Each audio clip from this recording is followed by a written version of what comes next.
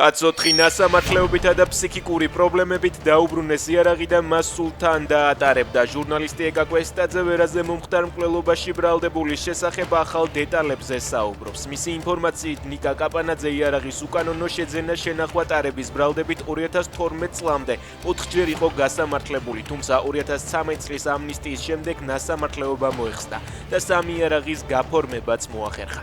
კვესტაძის თქმით, თაღლითობის ბრალდებით 5-ჯერ იყო გასამართლებული ბრალდებულის დედაც, რომელსაც იგივე ამნისტია შეეხო.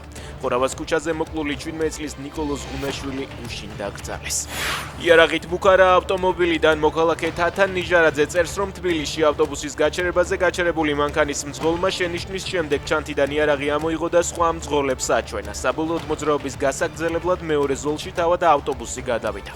ჩვეულებრივ რეჟიმში ვაგრძელებთ მუშაობას, ასე უპასუხეს თელაცში BMG-ს კითხვას, რომელიც ევროკავშირის მიერ კომპანიის არაპირდაპირ მფლობელის რუსული ინტერრაო სანქცირებას ეხებოდა. ეროვნულ ბანკში კი აცხადებენ, რომ კომერციული ბანკები თელასის ეროვნულ ვალუტაში მომსახურებას გააგრძელებენ სანქციებისა და მოქმედი რეგულაციების მოთხოვნების შესაბამისად.